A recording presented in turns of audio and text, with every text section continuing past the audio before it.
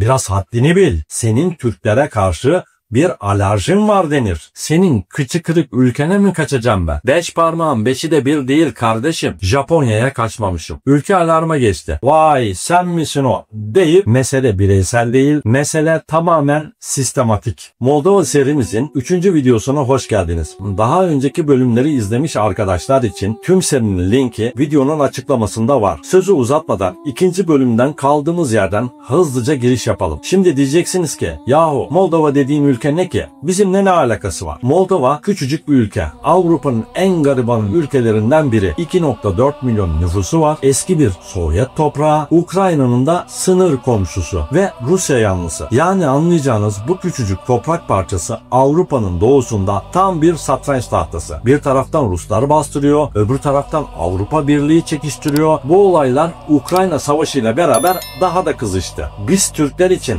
belki doğrudan bir ilgisi yok gibi görünüyor aslında ama var. Çünkü bu ülkede bir de yaşayan Gagavuz Türkleri var. Belki çoğunuz duymamışsınızdır ama Ortodoks Hristiyan olan Gagavuz Türkleri var. Peki bu olayın Gagavuz Türkleriyle ne ilgisi var ve bizimle ne ilgisi var derseniz kısaca Gagavuz Türklerinden de bahsetmemiz gerekecek. Gagavuz Türkleri Moldova'nın güneyinde Gagavuz yeri adı verilen özel bir yerde yaşıyorlar. Nüfusları yaklaşık 150-160 bin kişi. Yani bizim İnegöl kadar neredeyse. En büyük özellikleri ise Türk kökenliler ama Ortodoks Hristiyanlar. Bu Türk dünyasında çok da nadir görülen bir durum arkadaşlar. Bütün Gagavuzlar genelde Rus yanlısı. Moldova merkezi ise Avrupa Birliği yanlısı. Bu yüzden aralarında sürekli bir sıkıntı çıkıyor. Peki Gagavuzların bizimle ne alakası var derseniz Türkiye tarihi bağlarından dolayı Gagavuz Türklerine destek veriyor. Nedir bu destek derseniz burslar olsun, yatırımlar olsun, kültürel projeler olsun ve bunun gibi bir sürü destek daha. Moldovalılar da bunu Türkiye Gagavuzları arka planda güçlendiriyor diye algılıyor. Şimdi sebeplerden biri de bu. Direkt Gagavuzlara müdahale edemiyorlar. Türkiye'ye zaten bulaşamıyorlar ama kapıda benim gibi gariban bir turisti görünce vay sen misin o deyip kötü muamele yapıyorlar. Yani Türk vatandaşlarına yapılan bu muamelenin sebeplerinden biri de Türkiye'nin Gagavuz Türklerine arka plandan destek vermesi olarak görünebilir arkadaşlar. Şimdi bu bilgiler ışığında izleyicilerimizin yazmış olduğu yorumlara tekrar dönmemiz gerekiyor. Ki bakıyorsun birisi ben sorunsuz girdim, eğlendim, gece kulübünde Türkçe müzik çaldı falan diyor. Diğer yanda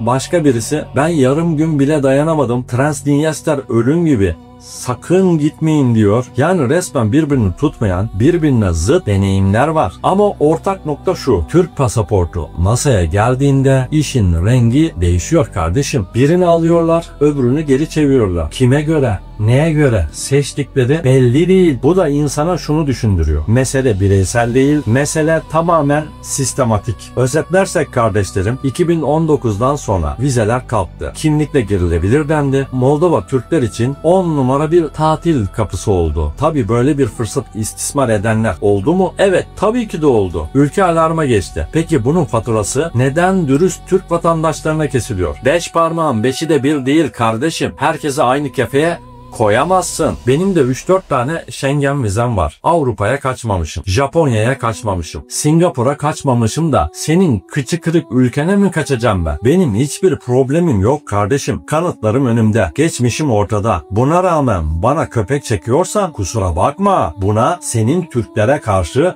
bir alerjin var denir. Yani bazı insanlar bunu istismar etmiş olabilir. Ama dürüst bir turisti de cezalandırma hakkı vermez sana.